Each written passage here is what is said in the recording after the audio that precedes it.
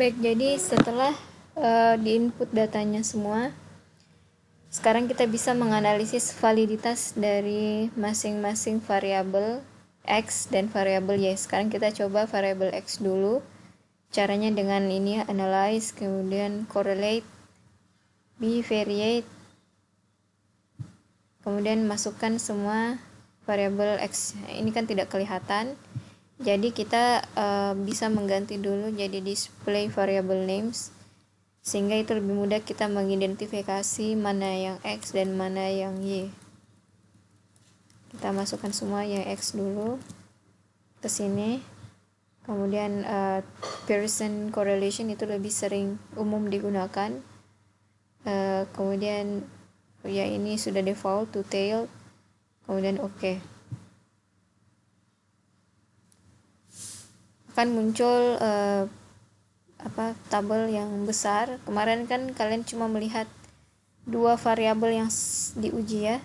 Sekarang kalian melihat ada banyak sekali variabel, ada 15 kali 15 ya yang diuji. Nah, kalian akan melihat yang pertama adalah sig-nya ya.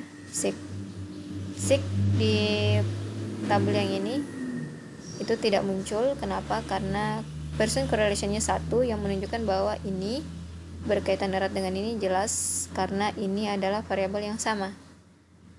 Bagaimana dengan saya sering mendapat pesan WhatsApp dari Cokolicious dengan pemasaran langsung. Itu kita lihat di sini nilai korelasinya adalah 0,465. Itu lumayan tinggi dan signifikansinya adalah 0,0000, yang berarti 100 kali pun dilemparkan dadu, angka 0,465 tetap muncul, sehingga ini variabel X2 dan X1 ini saling berhubungan erat ya. Ini juga tinggi, signifikan. Kalian bisa lihat sampai ujung ya. WhatsApp dan misalnya ini ya, iklan yang dilakukan Cokolicious di media sosial itu efektif, itu berkaitan erat juga karena di sini nilainya itu 0,017, yang kalau dikali 100 berarti dia 1,7% errornya, atau 1,7 kali terjadi angka selain 0,209 ini muncul. Itu sangat rendah berarti ya. Berarti 98,3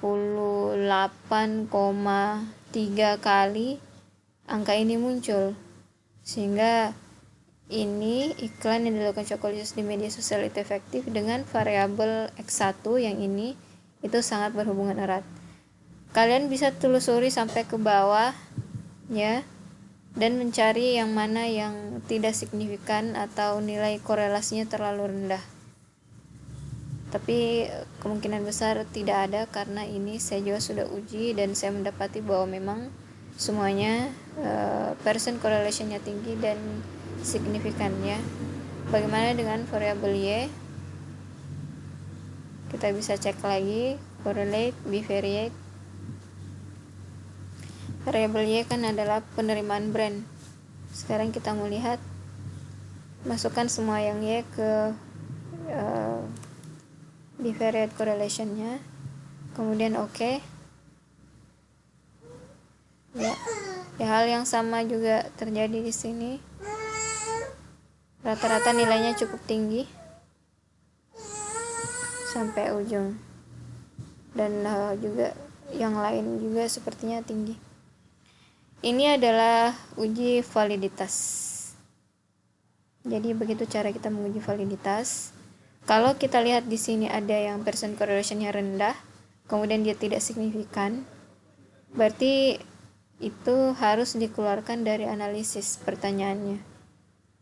Jadi kalau misalnya saya akan merekomendasikan Cokolicious ke orang yang saya kenal, nah itu kalau misalnya dia ditemukan banyak yang tidak berhubungan dengan dia, tidak signifikan, maka variabel ini harus dikeluarkan dari analisis, tidak bisa dipakai lagi. Seperti itu.